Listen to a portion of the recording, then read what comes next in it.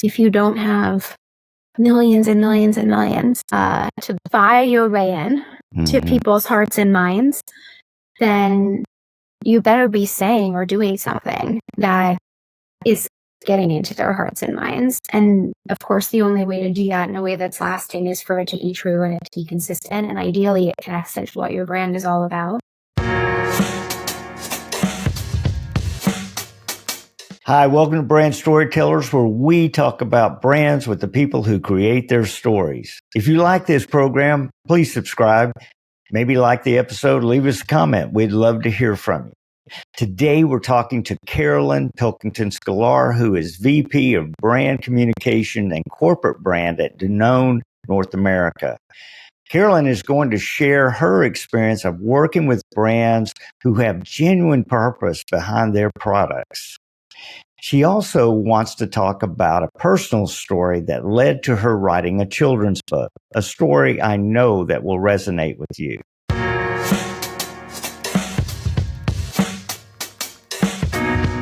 I want you to talk a little bit about how your background, like you started in publishing, I believe, correct? Yeah. Yes, I started way back when in publishing, working at what was then Doubleday, and then moved into more of a traditional CPG communications role, really working at big global agencies for the majority of my career, before moving in-house at Danone. And I think probably one of the common threads throughout all of my roles, even in publishing, is just feeling a real desire to partner and tell stories for people, organizations, and brands that have a strong sense of purpose, and a purpose-driven business. And that's fascinating to me because your approach is all about storytelling. So tell me why story is so important. Well, I am just one part of a larger communications team at Danone in North America. And, I think our role is twofold. It's really to obviously promote and make sure that there's a really high positive awareness of our corporate brand and our consumer brands, but also protect and make sure that we are anticipating and really mobilizing in times of issue or confusion to help tell stories that do both. I think what is really energizing about a company like Danone, for example, is its purpose. It's one of the reasons that I was drawn to the company. We are one of the largest certified bakers in the world, and there's a real competitive advantage to that, as well as the products that we make, we're a food and beverage company. We're one of the largest food and beverage companies in the world, and we have a very health-driven portfolio. And that's where I think you start to really excite people and build a stronger relationship between your brands and our consumers' lives. So there's a lot of power in storytelling, but I think too, there's a real need for communicators to think beyond just, I'm going to tell a nice story, and think about, the shelf life of that story, the competitive difference of that story, and how you are reaching people with that story in a way that I brought my phone, what are the formats of those stories that are actually reaching people? And so as communicators, I think there's a need to acknowledge the power in storytelling, but also think beyond that and how the story is really going to hit home with consumers. What is the key to resonating with, your customer when it comes to storytelling? It's such a good question. So this past weekend, this will probably air, what's for now, but this past weekend was Father's Day. And it's interesting because I was in between trying to be a good wife and a good daughter and planning all the Father's Day festivities. I was, scrolling through LinkedIn, and I had a few different connections from past lives and current lives actually sharing this ad from the brand Dove Men Plus Care that I had been fortunate enough to work on, oh my gosh, it was 10 years ago. And this ad was being shared now. 10 years later, fresh, for its relevance and its power, which was pretty awesome. Like, that's when you make this stuff, right? Like, that's what you wish will happen. So this ad is called Calls for Dad. It is very simple. The ad itself is showing real families, real kids with their real dads, and different moments that we call out for dad throughout our life, whether that's a scraped knee, getting out of the pool, our wedding day, side of the road your car breaks down. Think of all the ways. And the insight in that ad is that real dads are there for the moments that matter, and they care. Mm-hmm. The insight behind the brand is that dads need care too. And a simple Dove Men Plus Care bar has more moisturizing benefits than other personal washes that you might pick up. And that the beauty of the equity of that business is that real men care. Real men need care, and real men give care. And so I think there's like a really awesome case study in there about over time, no matter whether it's a viral video, it's a piece of social content, it's ad copy. I think knowing what your brand stands for and having that be very, very connected into a competitive difference that you want to own and a benefit from a functional and an emotional standpoint, I mean, that's what it takes to stand the test of time. One of the things that I'm so impressed about Dove is how it has engaged itself in those truths. I noticed that you're involved with Dove's beauty. I mean, talk about a business that really understands its DNA and the role it plays in women's lives, both functionally and emotionally, and then has found this beautiful way of making sure that their innovations and what they're bringing into the retail aisle is really connected to their social mission and how they advertise. It's very unique.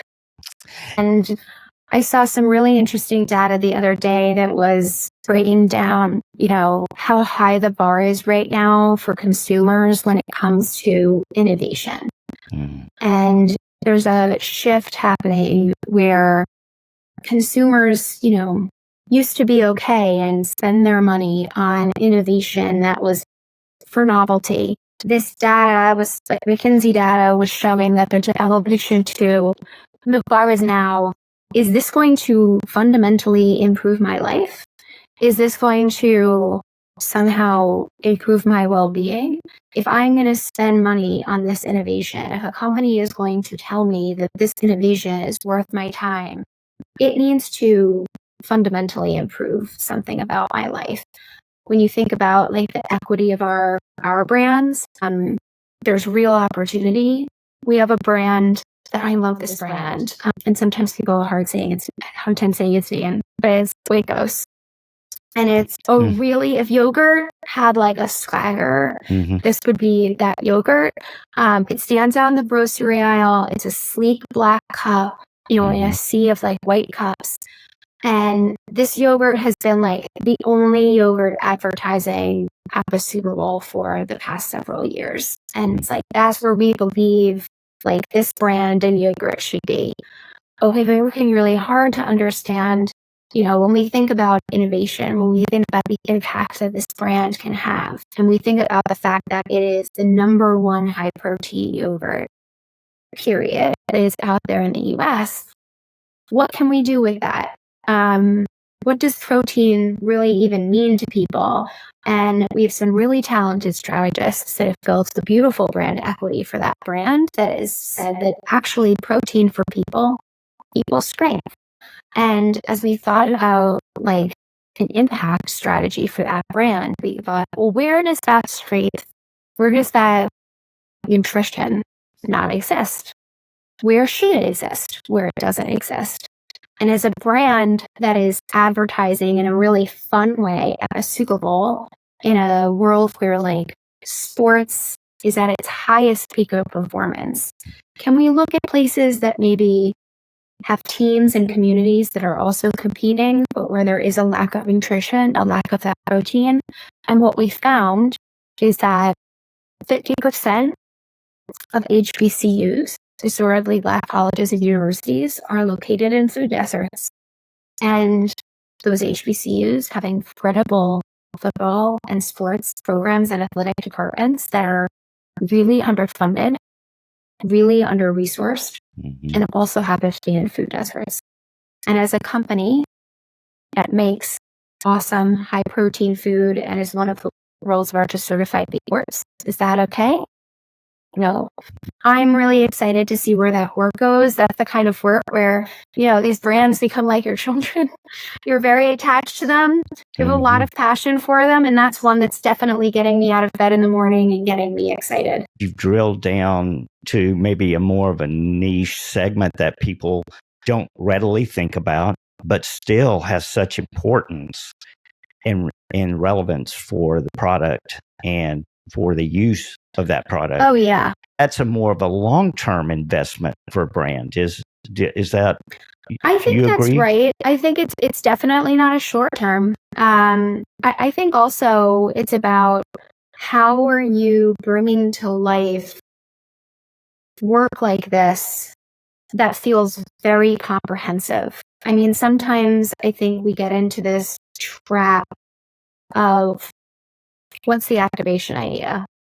And what I appreciate about when we work across different teams and functions at Danone is that, yes, certainly there's what's the idea?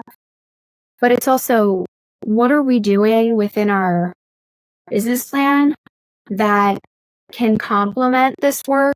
Or even is there a slight change we can make in something so that it is better supporting this? So, for example, we've had a lot of conversations about what are the value retailers that we might want to work with differently when we think about this brand.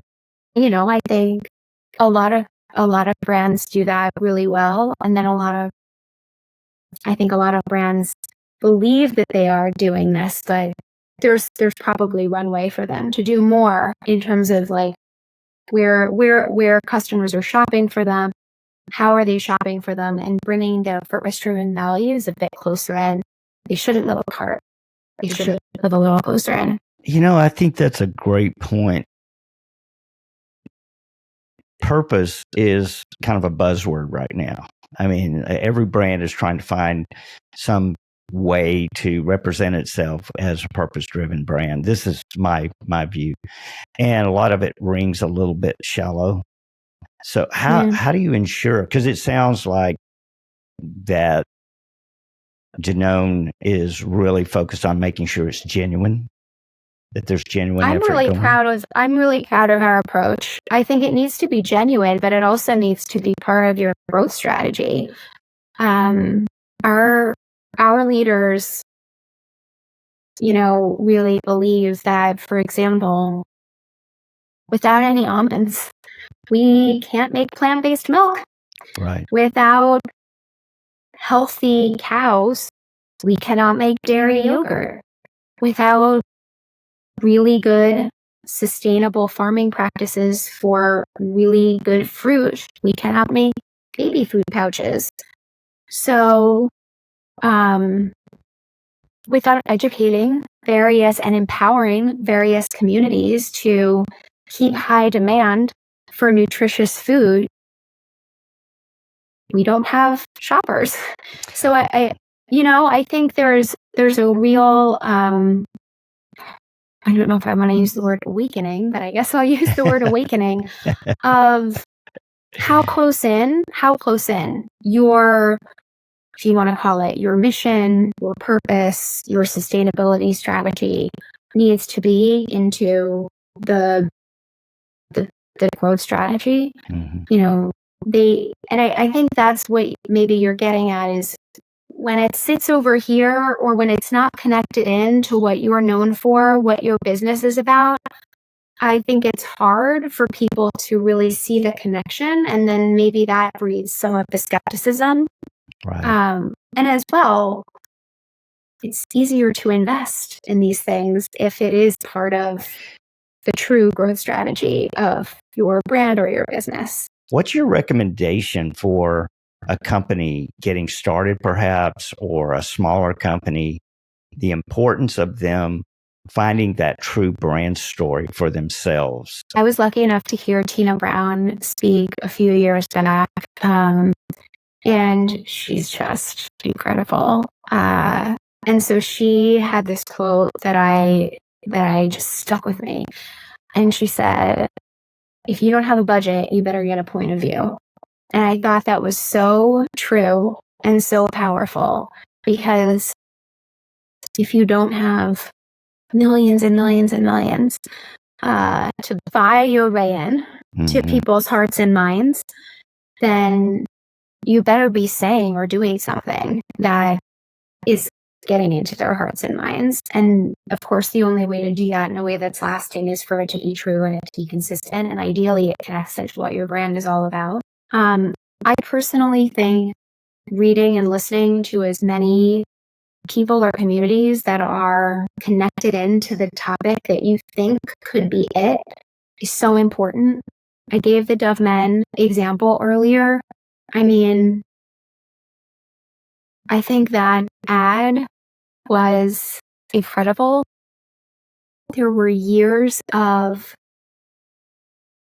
listening, getting together with fatherhood influencers, going to amazing fatherhood influencer summits, talking with academic institutions like that went into that. And there's really nothing stopping you from talking to people and listening to people and reading up on a topic. I think it's really important. Make connections, make relationships, those real relationships with the people that are on the front lines of some of those topics are invaluable. And those relationships also should stand the test of time, because these topics curve a lot. And if you're going to have a point of view and stand for that point of view, you have to be really close in to how that discussion is changing so that you can stay with it and anticipate. Well, and I would say that if you have that kind of passion or intense interest in that subject and you become well versed in it and you know it's genuine to your brand or a key component to why you do what you do, that's going to become a more natural way to talk about who you are, why you do what you do. And we have so many brand examples. By the way, it should also be fun. It should be. It should be something you enjoy. I gotta say, I mean, you should love it, right? Yes. Like, you should actually want to pick up that book, want to pick up that podcast, want to go to that summit. In the grand scheme of things, that's a really fun job. You should be fired up. You really should be. Yeah, you should be fired up. You should be fired up. When you are, then it just oozes out of you, so to speak. It oozes out of you 100%. And it helps you write things and say things that are not corporate jargon, right, which, by the way, no one wants to hear it. So it helps you say things that are much more real and much more impactful at the end of the day.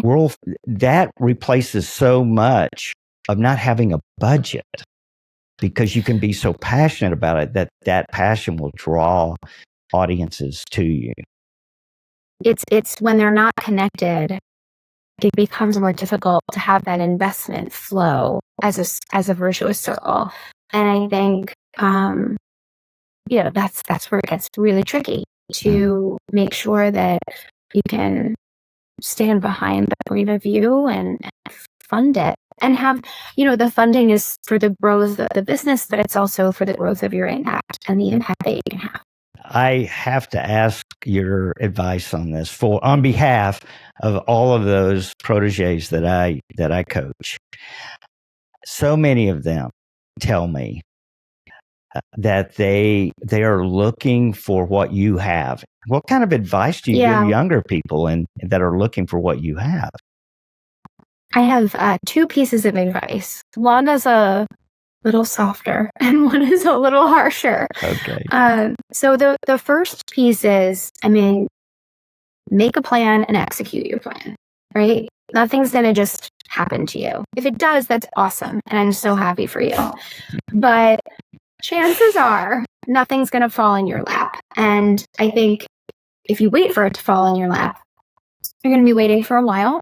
So think about what you want. Think about what company you want to work for, the geography you need, the work-life balance that you need. Make a list of those companies. Do research. Use LinkedIn. Those algorithms are very helpful. Think through how you can use your network. I promise you have a bigger network than you think you do. And go to work. Execute a plan to get the role that you want. I realize it's easier said than done, but that's what I'm saying. It's not going to be easy. And I think the second piece is anything can be exciting if you choose to make it exciting for yourself. I think I could probably dislike my job. I'm not sitting around all day just enthralled by every assignment that I have. If I get something that crosses my desk and I am not excited by it, I figure out a way to make it something that I really want to work on. And I think there's that potential in, I won't say 100% what we do. Absolutely. But it's there a lot more is. times than I think we might expect. Yep. And it's on you. Figure out a way to get yourself excited about something. Look at it from a different angle. How can I make this incredible? You could make this incredible. Somebody else couldn't, and that it was given to you. What can you do with it? It takes a lot to kind of get yourself to that point. I have days where I'm tired and I'm not finding the exciting angle of every assignment, but more often than not, I am. And it's what keeps me energized about my job, in addition to my company and the people I work with. So the second one, is that the harsh one? That's the harsh one. Well, that's not harsh at all. That's the harsh one. You're so gentle. That is not harsh. That is so true. I want you to share kind of your story from the standpoint of what you're doing as an author and why, and how that everything we've been talking about is relevant to that. Yeah. So I, like many women, have a really long history of breast cancer in my family. And when I was in college, I was lucky enough to have a very vocal mother and aunt who were ahead of their time when it came to surveillance, gene testing, all of the technology available to us. So everyone in my family has, in my immediate family, has been gene tested. I have the BRCA2 gene, which basically means that my likelihood of getting breast cancer over the course of my life is significant. And like my mother, I chose to have, in the past year, a preventative double mastectomy in order to reduce my risk, substantially reduce my risk. And I was very lucky that it was absolutely preventative. Because we get older, and even more now, younger women are being diagnosed. It's very scary. And so I was very lucky and determined to have a mastectomy. But what I found as I was entering in those stages of pre-op appointments and getting ready is that actually nothing that the doctors give you helps you prepare as a parent and as a mom. A lot of it prepares you as a patient, but there's no discussion, right, of how do I explain this procedure to my kids? Importantly, how do I do it in a way that doesn't scare them? And even more importantly, how do I explain the recovery? Because I cannot pick them up. They can't really hug me. And it'll look very different afterwards. And as I was preparing for my procedure, a really dear friend asked me, so have you talked to your kids? And I said, no. And I did. what I think most parents do this day and age. I Googled children's books to help explain this to my kids, and there was nothing. There were 0 books. There's a mom hope for everything out there, but when it comes to the mastectomy, despite increased risk, despite increased availability of gene testing, there's really nothing. And in fact, the information out there is very dated, and it's very daunting and very negative when it comes to mastectomies. It's not very empowering. And that was really sad to me. If I think about like my own values and how I'm growing as a person, like women's health, being a mother, these are things that are now part of my DNA. And to think that there was not a resource for me or other women was not okay. So I wrote a book for my own kids. This was like my publishing and just love of literature and reading coming out in full force. I was really convinced that a children's book was the way to communicate with them on this topic. And after the procedure, I was very open on social media about the fact that I was doing this. And other moms and parents had reached out to me to say, this resource might be interesting for others. And my husband is really supportive and shared that feeling as well. So I decided to self-publish the book. It's right here. Oh, so show us. Yes. I'm a PR woman, so you're not. I know a good moment for promotion when I see one. But it's called Endless for Mastectomy, and it's a children's book that explains what is about to happen for mom. Your child is given a mission, which is take care of mom, and it has some humor. We don't shy away from the physicality of the procedure, and it hopefully gives moms and dads a way to talk to their children about this really important step that mom is taking for her health that doesn't exist. So 50% of the proceeds of the book are going to the national nonprofit called Runway for Recovery that financially supports families who are experiencing and navigating breast cancer. And it's available everywhere. It's Amazon, Walmart, Target. Just Google it and it will come up. I'll definitely put links for that in this episode as well. And I know that too. Thank you, Bart. That's really kind of you. Thank you. No, absolutely. The courage that it takes to face what you faced as far as the likelihood of your health in the future, but also to do this and then be transparent about it. I mean, did you feel courageous in doing that? It seems very courageous to me. No, I felt energized. I think just back to our branding conversation, if you see a white space and you feel like your equity and your experience puts you in a position to maybe offer something valuable to help close a gap, I was really motivated by my own experience and just thinking that, maybe we could have a generation grow up where the word mastectomy isn't weird or funny or something that is not known, but that it is a more common phrase and procedure that people understand. I really felt energized by this. And, I think probably many of us think that there's never enough time. I think if you feel motivated to do something, don't shelve it. Do it. Yeah. Or they are and they're figuring it all out on their own. I did not have that. I had a great support system. I had a lot of knowledge done for me. And yeah, exactly. Like, what are you going to do with this? And that's really, I think, what resulted in the book, which I'm super proud of. You should be. There's something about seeing your kids react to something that you've created that is, can't describe it. But they have no filter, so they would have told me if it was bad. And I guess you. I'm sorry. Luckily they enjoyed it. No, go ahead. I was just going to ask about any particular feedback that you've been getting from people that have bought the book and have used the book. I've gotten a lot of messages which have been women my age, I'm 42, women around my age reaching out saying, I just had a friend diagnosed. She's going into surgery next month. I'd really like to give her something that will help her. And she's got young kids.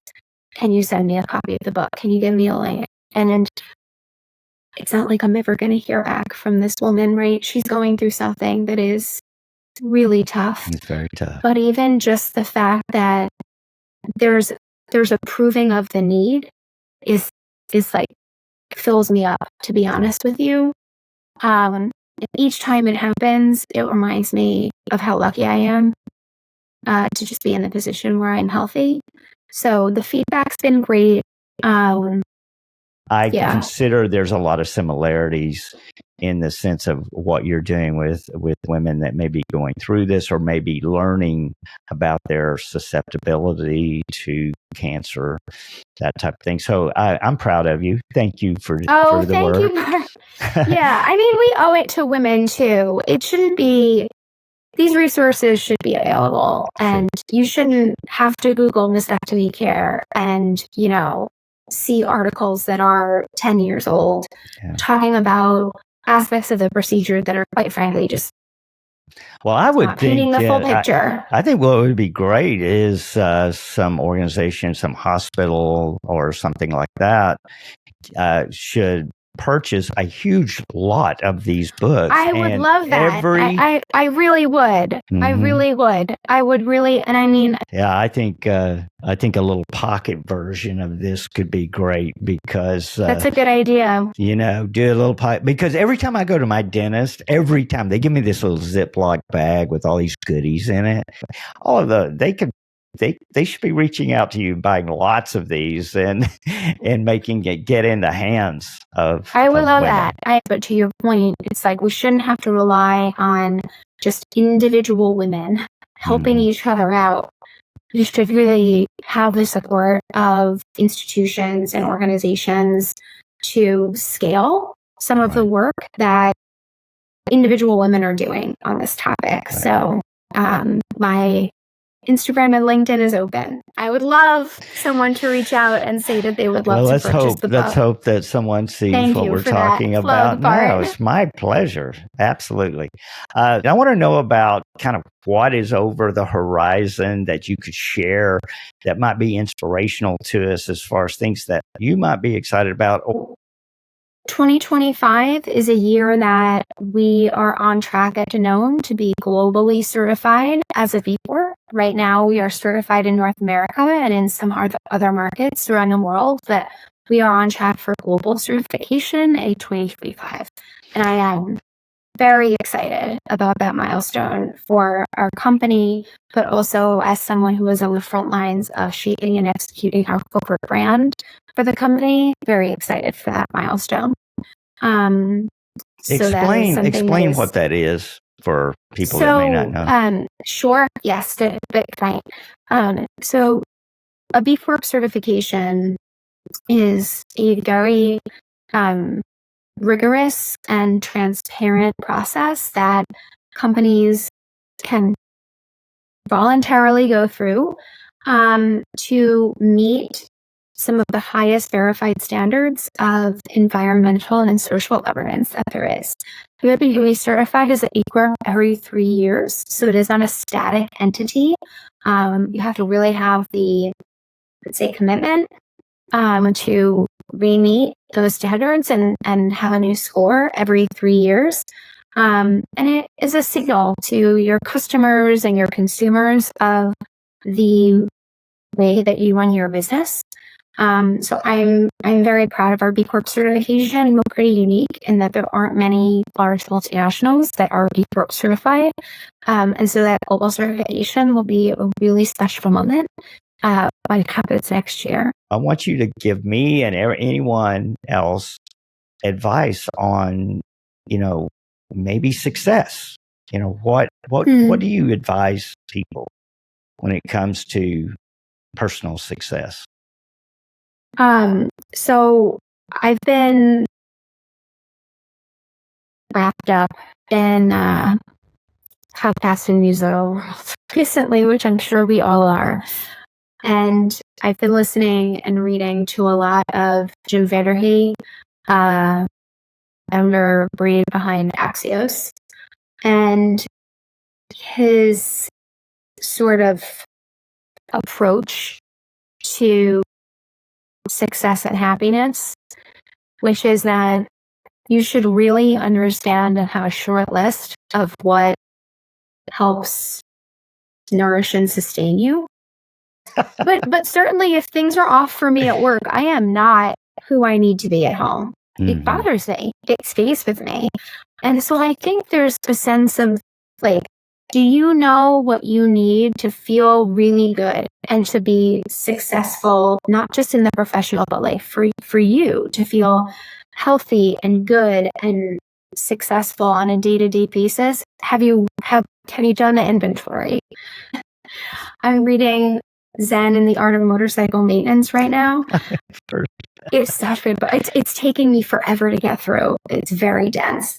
But there is this metaphor, obviously, in motorcycle maintenance, and it's like everything needs maintenance. And if you don't do the maintenance, you're going to break down on the side of the road, and you need to know how to fix yourself. You need to know how to maintain yourself and really think about what helps you take care of yourself. Know that. Have a short list and then make sure that you're listening to it and staying attuned to it. I'm trying to be better at that, to be honest with you. And I think we could all probably be a little better at it.